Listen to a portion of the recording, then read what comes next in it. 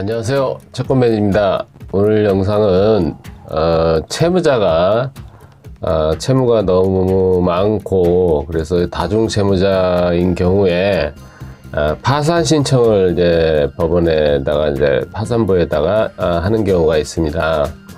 그래서 이렇게 이제 파산 신청을 해서 그 심사를 이제 거치게 되면 나중에 이제 파산이 이루어지던가 아니면 파산 절차가 받아들여지지 않아서 그냥 뭐 무마가 되는 그런 일이 있을 수가 있다고 가정을 하겠습니다. 그랬을 경우에 이 채권자의 그 채권과 그다음에 채권 추심명의 관계를 어떻게 이제 설명을 드려야 하는지에 대해서 말씀을 좀 드리도록 하겠습니다. 자, 먼저 전제 조건은 채무자가 법원에다가 파산 신청을 이제 신청을 할 경우에는, 그래서 이제 법원에서 심사를 하겠다라고 받아들이게 되면은 모든 채권 추심은 중지가 됩니다. 그 결정이 나올 때까지. 예. 그리고 그 파산 신청을 이제 법원에 내게 되면은 자기가 가지고 있는 채무에 해당되는 이제 채권자겠죠. 채권자의 그 목록을 작성을 하게 되는데, 이제 법원에다가 내가 이러이러한 채무를 지고 있다라고 해서 채무자의 채무 내역을 전부 다 이제 신고를 하게 됩니다. 그래서 뭐 금융권에 뭐 카드 대금부터 시작해서 뭐 대출금, 그다음에 요즘에는 사금융에서 민간 간의 거래 내용도 뭐 포함이 이제 되어져 있죠. 그리고 또 금액도 한도가 상당히 늘어나 있기 때문에 만약에 채무자가 그 다중채무자일 경우에는 거의 대부분의 채권을 이제 그 법원에다가 채권자 목록을 만들어서 제출을 하는 경우가 대부분입니다. 자, 이럴 경우에 채권 추심을 나중에 이제 할 수 있나 없나, 그거를 나중에 살펴보는 내용입니다.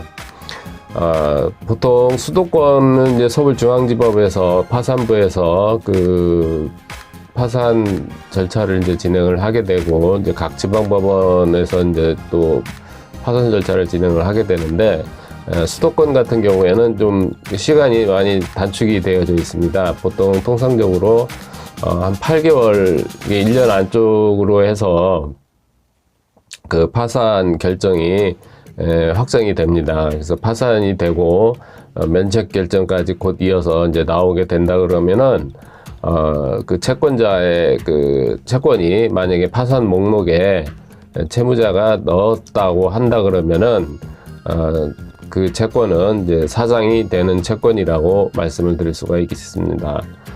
만약에 이제 채무자가 그 채권 목록에 A라는 채권자의 채권을 거기다가 포함을 시키지 않았다라고 한다 그러면은 파산 면책을 받았다 손치더라도 그 채권을 가지고 그 파산 그 채권자 목록에 들어있지 않은 채권이죠. 그러니까 그 채권은 채권 추심이 가능한 채권으로 되겠습니다. 자, 그럴 경우에 통상적으로 우리가 실무에서 이제 볼 경우에는 채무자가 파산을 신청을 하는 경우에는 도저히 자기가 감당을 못하는 그 자기 수입에 대비해서 채무가 과다하다라고 이제 판단이 되었을 때 파산 신청을 이제 하게 되는 경우가 거의 대부분입니다.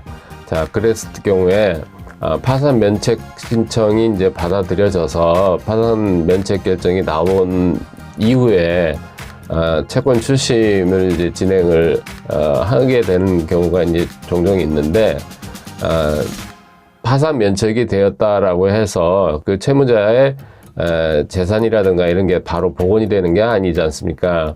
그렇게다 보니까 파산 면책이 결정이 됐다고 손치더라도 내 채권이 그 채권자 목록에 들어가 있지 않다라고 하더라도 채권 추심은 좀 시간이 흐른 뒤에 하시는 게 아무래도 유리하다고 말씀을 드릴 수가 있습니다.